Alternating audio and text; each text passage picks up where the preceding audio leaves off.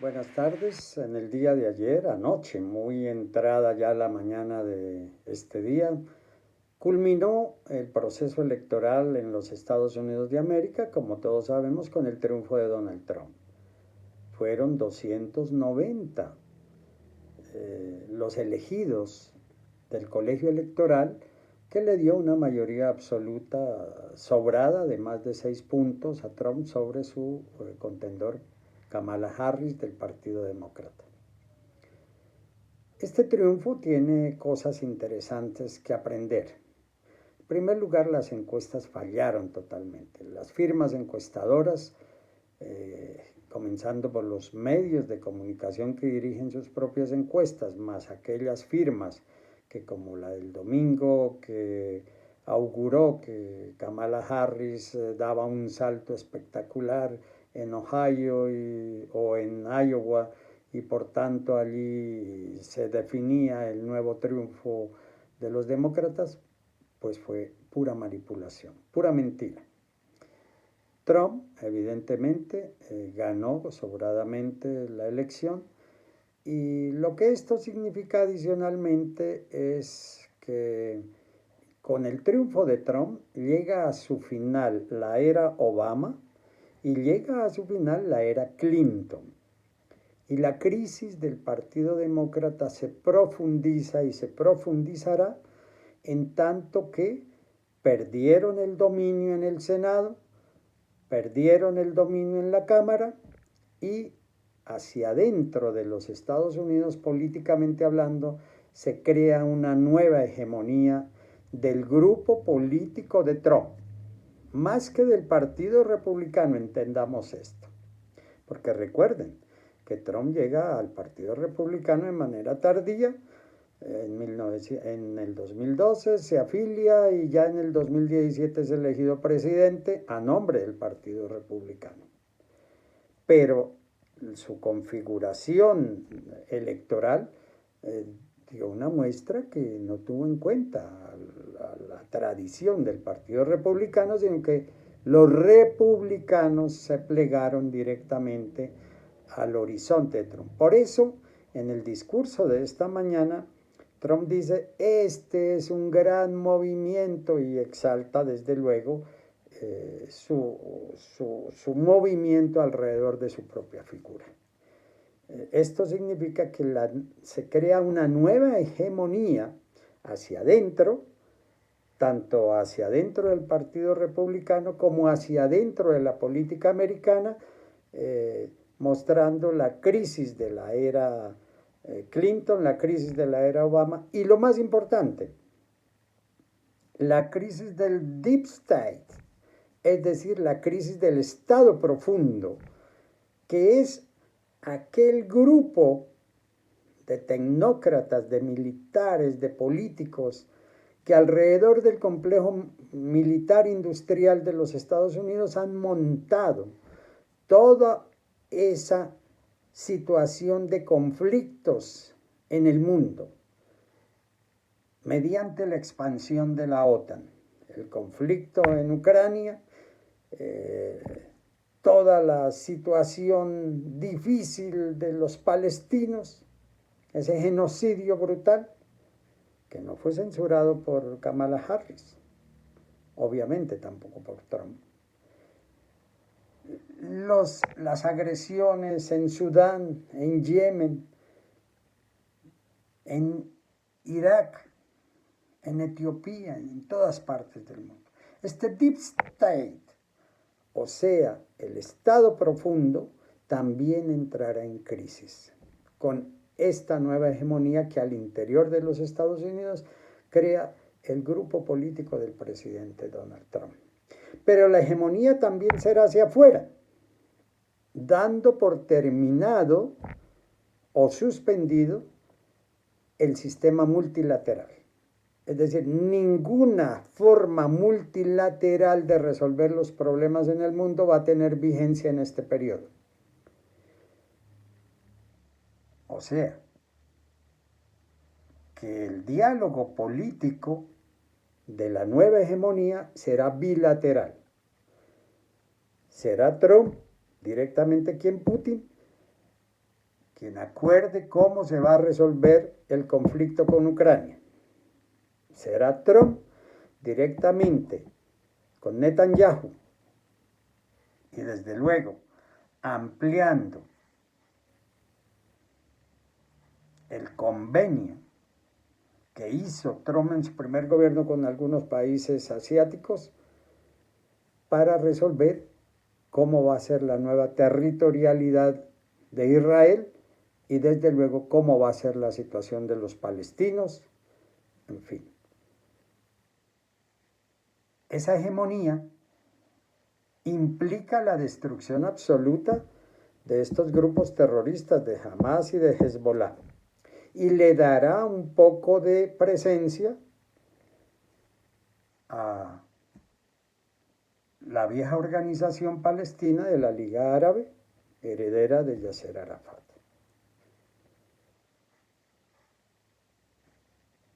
Los conflictos serán resueltos bilateralmente, es decir, el bilateralismo se impondrá en las relaciones, por ejemplo, con Europa. Europa no va a tener la conservadora y reaccionaria van der Leyen, no va a tener más protagonismo. Es decir, la Unión Europea pierde toda su capacidad política, como ha perdido toda su capacidad económica y tecnológica. Y por tanto tendrán que replantearse en Europa la nueva situación política y desde luego la crisis en la cual entrará políticamente hablando la Unión Europea. Ya sabemos de la profunda crisis financiera y económica tecnológica que tiene la Unión Europea. Pero ahora será la crisis política del modelo de Unión Europea. Porque la negociación será con Alemania, con Dinamarca, con Países Bajos, con España eventualmente, en fin. Es decir, dependiendo de la importancia que el gobierno de Trump le dé a cada país. Y desde luego con China. Y entonces allí, ese pulso que plantea Trump en su idea no solo de resguardar las fronteras, sino aranceles, supone negociar la deuda que los Estados Unidos tienen con China, que son billones de dólares en bonos de la Reserva Federal. Pero además eso implicará resolver un poco la inquietud que los BRICS han tenido, que los países BRICS han tenido y que una de sus propuestas se encaminan a de pronto crear una moneda paralela, una divisa paralela al dólar. Este es un tema de diálogo y yo creo que Trump y Xi Jinping, lo mismo que Lula como nuevo protagonista de los BRICS, tendrán que resolver. Pero va a tener más peso el bilateralismo que el multilateralismo. Es decir, que en el plano ambiental, nuevamente Trump retirará a los Estados Unidos de los acuerdos de París o por lo menos no les prestará atención. Es decir, que las conclusiones que no fueron magníficas, más allá de haber elevado la conciencia ambiental de la población del mundo, lo que sucedió en Cali, pero todos estos fondos que se aprobaron allí seguramente no van a tener apoyo en el mundo. Es decir, el manejo ambiental va a tener un receso y tendrá que negociarse de otra manera. Seguramente Trump negociará con Lula, negociará con Colombia, cómo puede ser el manejo medioambiental, sobre todo para la protección del Amazonas. Pero de igual manera, esa hegemonía hacia adentro supone, desde luego, elevar un nuevo tipo de patriotismo. ¿Basado en qué? Basado en la difícil situación económica que tiene el pueblo americano. Ese nuevo tipo de patriotismo tiene que ver con que se ha acusado a la inmigración ilegal de estar desplazando, de encarecer el precio de la vivienda, de desplazar algunos trabajos, en fin.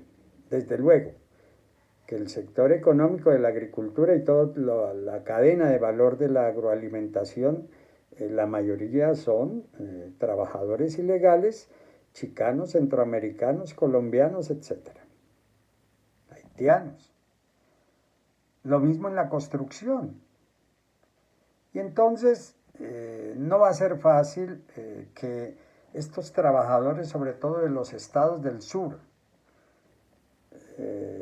puedan ser perseguidos como sí lo pueden ser aquellos ilegales de las grandes ciudades en particular, los cerca de 15.000 delincuentes que han identificado y que seguramente los sacarán y los juzgarán, en fin, como cualquier país lo puede hacer.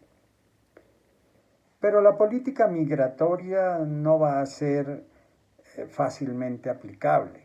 Por más que Trump haya dicho en su discurso, promesa hecha es promesa cumplida. Porque entraremos en la edad de oro de nuestro país, dijo Trump esta mañana en su discurso. Bueno, seguramente eso supone que le va a dar mucha prelación a la reindustrialización basada en la economía digital, cuyo protagonista principal es Elon Musk. En la salud, el hijo de Robert Kennedy Jr., que se encargará de todo el tema de la salud, pero en particular Trump va a manejar todo lo que es la economía del petróleo, del carbón y el gas, con lo que en particular impactará en estabilizar y reducir los precios del petróleo a nivel internacional. Y en eso la relación de Trump con Maduro y con Petro alrededor del petróleo venezolano y del petróleo de la Guyana supondrá una solución política a la situación política venezolana. Seguramente allí se va a crear un proceso de transición con unos acuerdos muy particulares donde de por medio está la economía del petróleo. Al estabilizarse y bajar los precios del petróleo, se van a estabilizar y a bajar los precios del carbón y subirán los precios del gas, que en el mercado internacional, particularmente en Europa y en Colombia, en América Latina, lo importamos una buena parte de los Estados Unidos. Ojo con ese tema. Pero de otra parte, la reindustrialización supone que América Latina irá a seguir siendo el patio trasero de la economía de los Estados Unidos y para el efecto recurrirá a muchas de las materias primas que producimos en estos territorios, en Colombia, en Ecuador, Perú, Bolivia, Argentina, etc., para retroalimentar la nueva economía de los Estados Unidos. Luego los aranceles, en particular, a nosotros poco nos van a afectar. No es mucho lo que exportamos allí, por más que sea nuestro primer socio comercial, pero no, nuestras exportaciones no se irán a ver notoriamente afectadas. Sobre el consumo de drogas y el tráfico de drogas, yo creo que lo que le corresponde al presidente Petro es acelerar e intensificar la aplicación del programa del monopolio del mercado de la hoja de coca y de los demás hojas y capullos de sustancias que se transforman en sustancias psicoactivas, acelerar ese proceso, industrializar, crear las asociaciones de economías campesinas que transformen eso en una economía ambiental y en una economía industrial, haciendo convenios con industrias farmacoquímicas, las industrias de perfumería, de tantos productos que se pueden transformar allí. Supone igualmente entonces que si se acelera ese proceso, se va desde luego a desestimular la producción de cocaína y desde luego que ese es un buen talante para establecer una nueva relación económica y política con el nuevo gobierno de los Estados Unidos que lidera el presidente Trump. Pero si el presidente Petro no profundiza en este proceso, pues desde luego la relación política, financiera, militar, etcétera, alrededor de las drogas pues se puede convertir en un problema. Luego, el presidente Petro tiene en sus manos una solución que ya él diseñó, que de mi parte elaboré una propuesta muy seria sobre el tema y creo que si el presidente Petro acelera, profundiza en el monopolio del mercado de la hoja de coca y de los capullos de sustancias, pues desde luego que va a haber una buena relación. De otra parte, implica que tenemos que transformar el carbón mineral en muchos de los productos o subproductos derivados del carbón y que hoy se utilizan en la industria mundial. En todo, para dejar de exportar carbón sacado de la mina y embarcado directamente a los puertos de embarque. No. Si hacemos la transición energética, y allí es donde el gobierno del presidente Petro tiene que establecer un fuerte convenio con la industria del carbón, pues desde luego avanzaremos no solo en la industrialización, sino en una transición ambiental. Porque el precio del carbón va a bajar, como va a bajar el precio del petróleo, pero va a subir el precio del gas. Bien, hay temas que desde luego se plantearon en la campaña y que podrían ser desarrollados de otra manera. Lo de la hegemonía es un tema fuerte, pero también podemos hablar de lo que van a ser las nuevas relaciones culturales con el mundo. Estas nuevas relaciones van a ser digitales, van a ser espaciales y desde luego que los nuevos desarrollos se van a plantear en una interesante competencia interactiva entre la tecnología de los Estados Unidos y la tecnología china en particular. Creo que va a haber un lento suspenso del armamentismo a nivel mundial por la medida en que se puedan parar y frenar los conflictos del mundo, resolver lo de Ucrania, resolver lo de Palestina, resolver lo de Yemen, etc. Y de esa manera seguramente la economía podrá tener otro rumbo.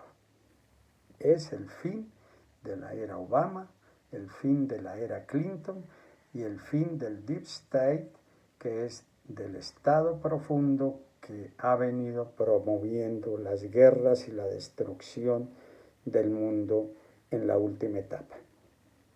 Nos veremos próximamente.